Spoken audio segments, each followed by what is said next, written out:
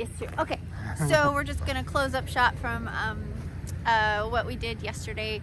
We took the bus up to a DMV that was reasonable, didn't require masks, and anyway, long story, just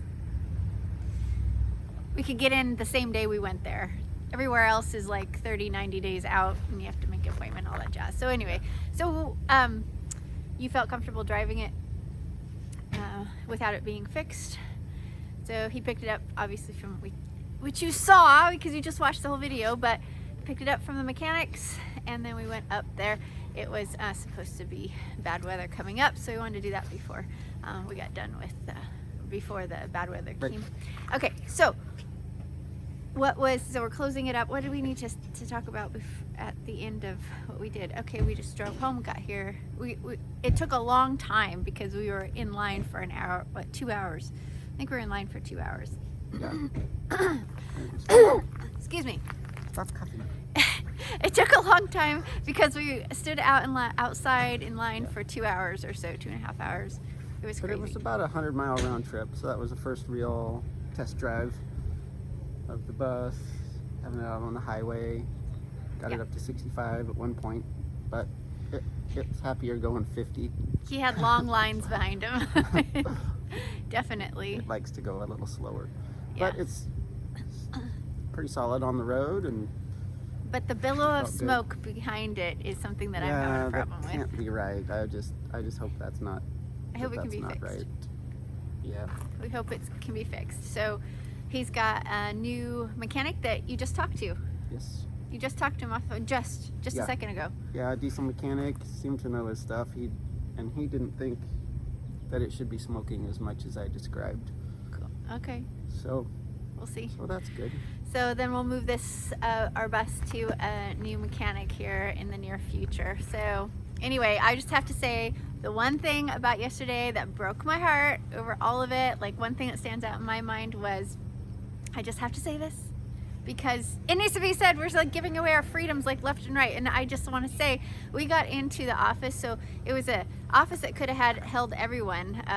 The waiting area could have held everyone who was out in line, but because of the COVID mandates and the stupid regulations they have for this non-pandemic, they made everybody wait outside, and it was super cold. It was really gray and very cold. Anyway, and everybody was like sitting out there for hours. It seemed like while the ladies inside were like, well, for one, there wasn't even anyone in. Freezing. It was like probably high 20s, 28. Yeah. 30 degrees maybe. Yeah, people were out there for 2.5 hours. Just standing, waiting in line to go to the DMV to give them our money to jump through the hoop that they made. You know, it's just, you feel like cattle, you feel like whatever, and they didn't have, like, it felt like they needed trash barrel fires out there for people to get warm in or something. They didn't care about the people at all. They would only let one person in at a time per clerk. It was unbelievable. So as soon as Isaac and I finally got in there, and we had, since there were two of us, we had the truck, and so we tag teamed to go get warm and then come out and whatnot, and I was jumping around dancing the whole time and couldn't get anybody else to dance with me. But once we got in there, the thing that sticks out in my mind of the craziness of this whole thing is that I asked the lady, you know, there was an older lady behind us who was so cold. Her everything expired that day. She had to stay in line. They wouldn't let her do it over the phone. And she lived in that area her whole life. She was a citizen of this community, which is a very small community.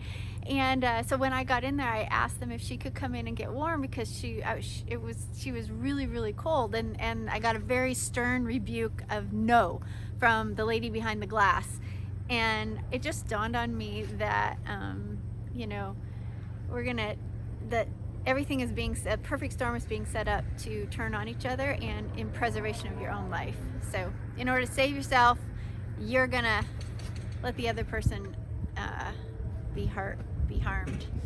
Anyway, that just blew me away. So the no mercy, no mercy, it was kind of unbelievable. So, but anyway, in our story, bus is now legally ours, completely, thoroughly.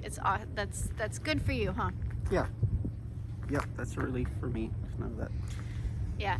And that was the dumb nut of me when I went to, look at the bus. Well, you didn't say anything either. But anyway, point being is when I went to buy the bus, I wasn't really proactive in saying, can I see the title? And I really understand that, the title was from someone else. It wasn't in his name. And so getting it in our name was a little bit of a trick. So anyway, that was my folly and something that I've learned about buying vehicles.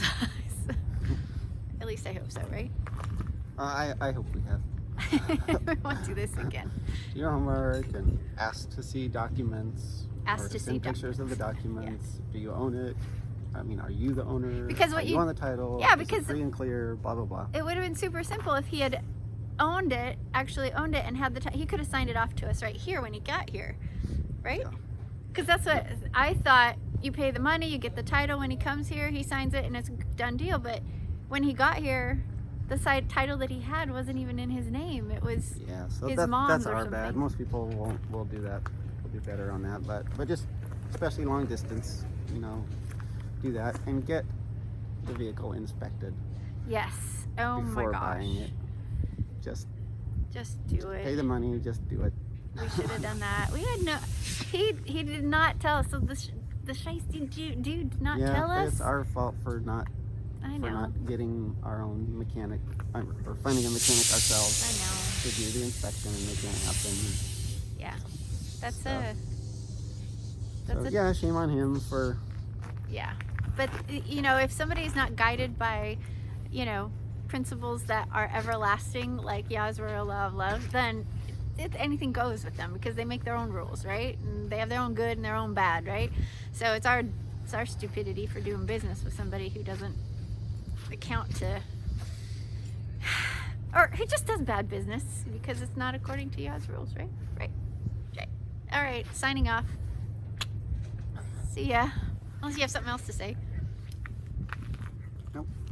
Okay, push that button, will you? I got a mitten.